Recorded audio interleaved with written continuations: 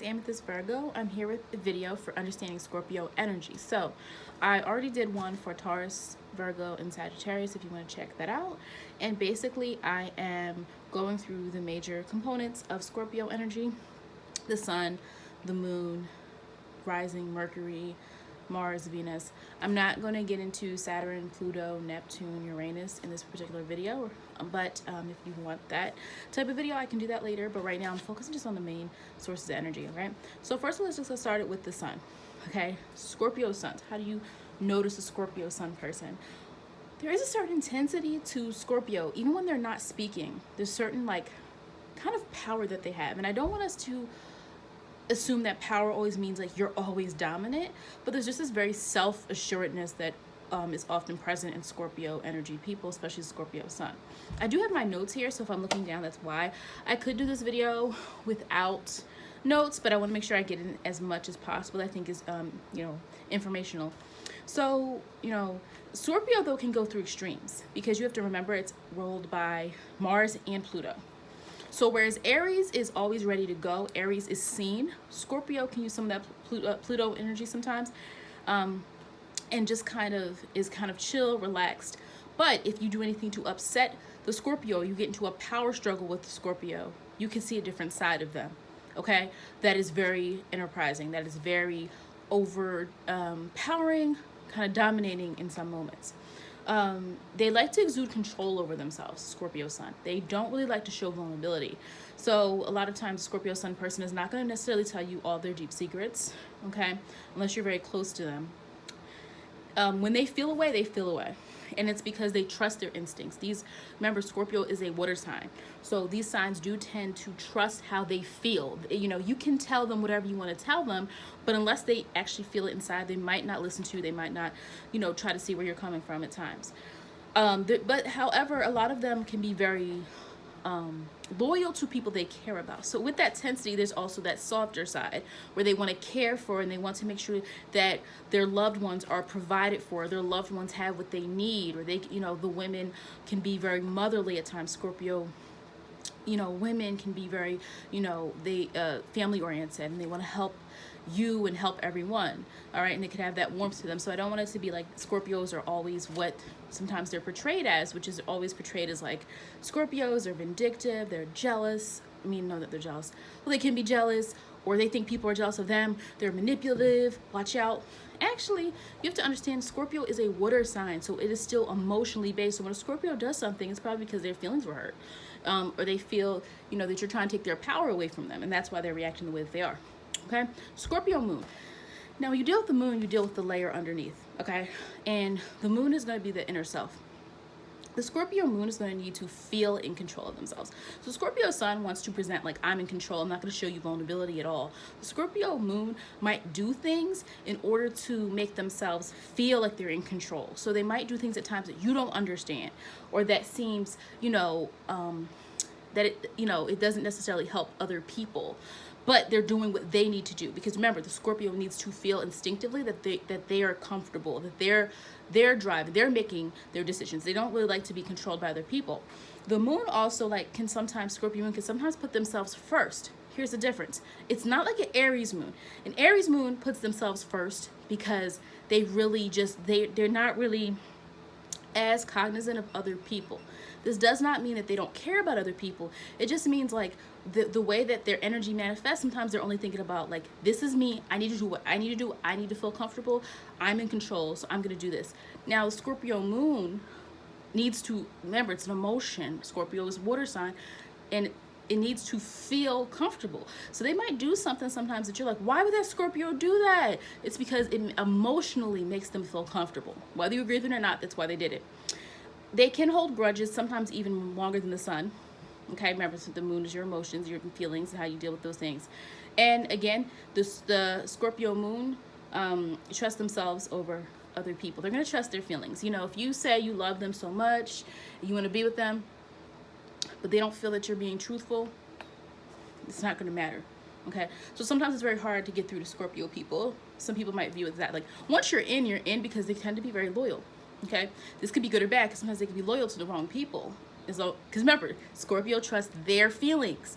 That person could be doing all types of bad stuff, but the Scorpio trusts how they feel about that particular individual. Now, Scorpio rising, the you know, the reputation, the public image, you know, what is a Scorpio rising person like? A Scorpio rising person has an aura of mysteriousness to them. You know, they're a type of person where you know, you might be lured in, like, what's that person about? Like, they're the type of people, like, they're coming, they're cool, they're collected, they're not really trying to be the life of the party, but you can get lured in because you want to know, because there's this aura around this person that makes them seem interesting or intriguing.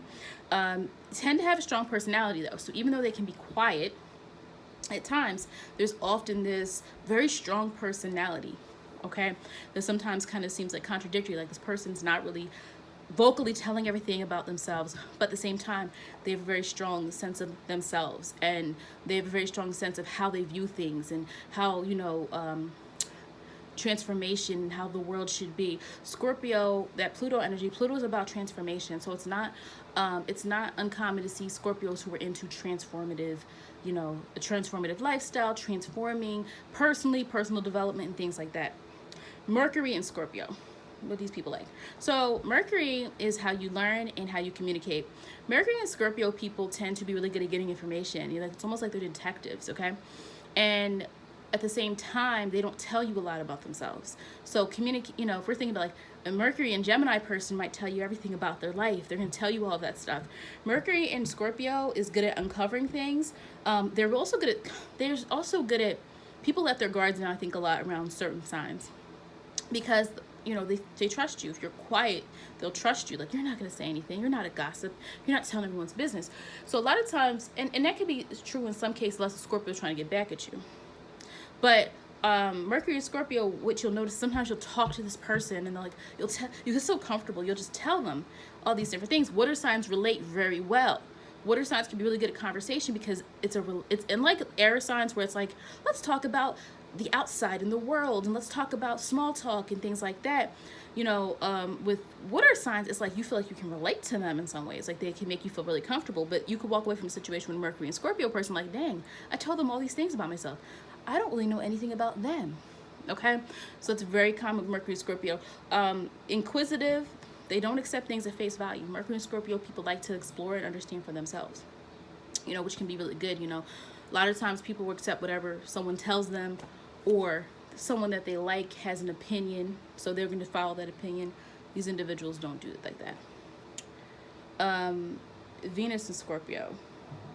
Venus and Scorpio is intense and possessive, okay? And how do you mirror the two there? Mercury and Scorpio is good at uncovering information. Venus and Scorpio is good at uncovering the depths of people. So your Venus and Scorpio, a person with this is going to love very intensely. But the thing you have to understand about this placement is, though, it's very encompassing and it's very mysterious and alluring and attractive in some ways.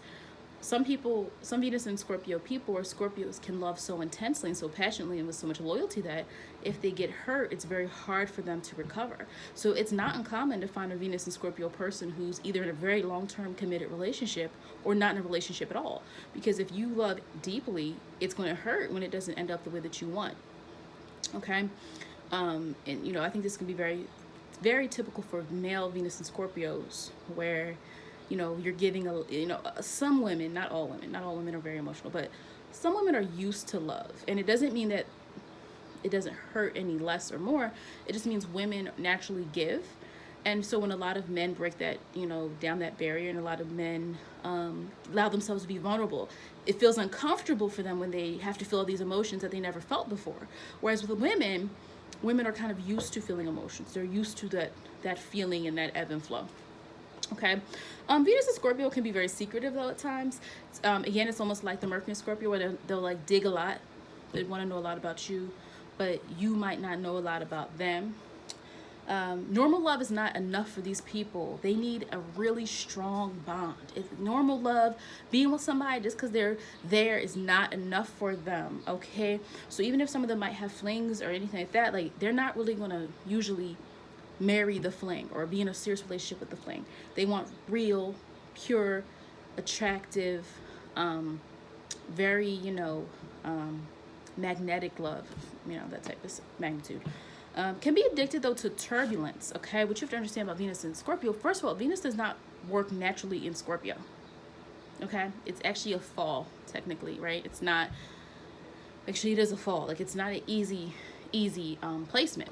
Venus is lighthearted. Venus is romantic. Venus is just very, you know, about the positive side of things, right? Venus is that very, you know, romance and lightheartedness and, you know, things of that nature, harmony. Scorpio is intense and can be dark and could be very like hidden, so it doesn't really match up. So sometimes it can be very hard. These people, you know, they want this intense love, but it's hard for them to show it sometimes. Now let's get on to our Mars and Scorpio. Okay, so Mars is a planet of dominance and with action, and can deal with your passions and can deal with intimacy as well and things of that nature. So when we have Mars and Scorpio, this it's actually a positive, I think. A lot of people think it's a positive placement. First of all, Mars rules Scorpio. There you go, right? Mars rules Scorpio, so it's at home there. So a person with Mars and Scorpio is going to be someone who isn't afraid to take risks, but they're very smart with their risks. And this is a person who doesn't do anything against their own personal convictions. Okay, they're also a person that can plot a little bit more at this. So when you have Mars in Aries, it's also at home because Mars also rules Aries, right? But the difference is Scorpio is ruled by Pluto too, so there's that energy there. Where Aries is, Mars and Aries is like go, go, go, be seen, do it. Mars Scorpio is like do it, but let's think about this. How do we feel about this? How can we, you know, work this to our advantage? You know, Scorpio is a little bit more methodical than Aries. Okay, and so when you have that energy there, you have an energy that uses subtle force. Aries uses open force. Here I am, I'm here to do this. And you know, Mars and Scorpio it's subtle force.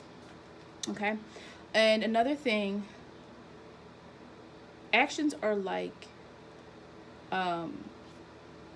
modes of accomplishment for Mars and Scorpio, because Scorpio is also linked to business. Scorpio can also be linked to money as well as other things that Scorpio is known for. So Mars and Scorpio placement can be very good for business. A person who has to accumulate resources with other people, who has to do financial deals or something regarding finances, can be a good placement, especially if you look at other places in the chart where it is. And you know, they're very instinctual again, Scorpio, and your Mars and Scorpio person is a detective before they take action. Okay, they're gonna think about it, they're gonna do all the research they need to, they're not just gonna take like a risk.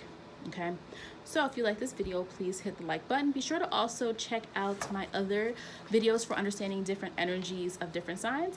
Thanks for watching.